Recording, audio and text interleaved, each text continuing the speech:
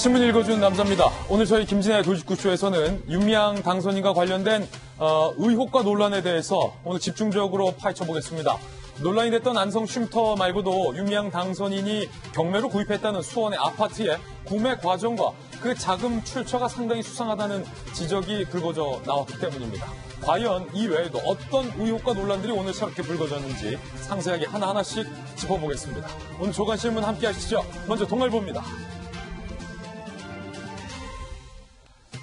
정의연 측이 운영했던 위안부 피해 할머니들을 위한다는 그 안성의 쉼터가 알고 봤더니 회계평가에서 F등급을 받은 것으로 확인이 됐습니다. 최저 등급입니다.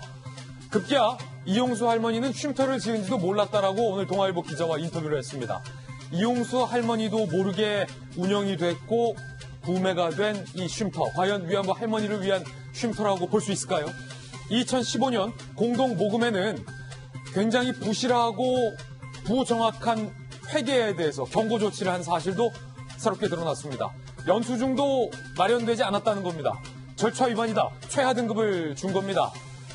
집을 구매하는 데만 7억 5천, 인테리어 비용에 1억, 그 외에 운영비 3천을 더 쓰고도 제대로 된 영수증 하나 구매되지 않았다.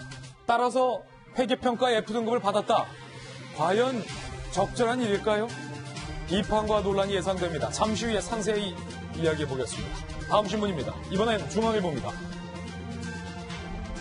이번엔 윤미향 당선인의 수원 아파트 현금 2억 논란에 오전에는 윤미향 당선인은 원래 있었던 집을 팔아서 마련했다라고 해명을 했다가 오후에는 적금을 깼다라고 말을 바꿨습니다.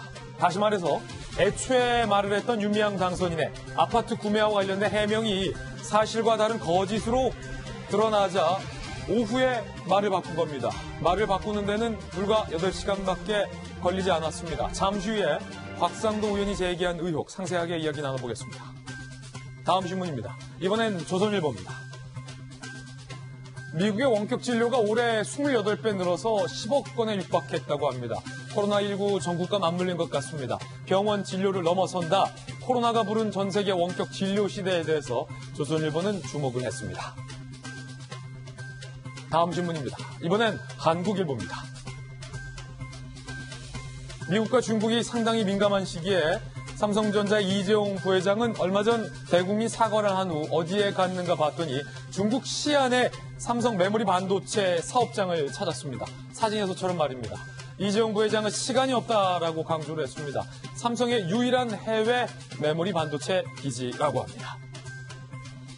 다음 신문입니다. 이번엔 한겨레 신문입니다. 이게 상당히 뜨거운 논란입니다. 잠시 후 저희 돌직구쇼에서도 다뤄볼 텐데요. FC 서울 축구죠. 관중석에 사진에서 보이시는 것처럼 마네킹을 배치했는데 문제는 이 마네킹 중 상당수가 이른바 성인용 리얼돌인 것으로 드러났습니다. 그런데 구단 측은 사건 초기에 리얼돌이 아니다라고 해명을 했지만 결과적으로 30개 중 10개 가까이가 리얼돌인 것으로 드러나 구단이 거짓말을 한 것 아니냐라는 논란도 일고 있는 상황입니다. 누군가의 좋은 아이디어로 시작됐겠지만 과연 어린아이들까지 즐겨보는 축구 관중석에 성인용 리얼돌을 배치해야 할 필요가 있었을까 하는 아쉬움이 남습니다. 잠시 후에 뜨거운 논란 전해드립니다. 지금까지 신문 읽어주는 남자였습니다.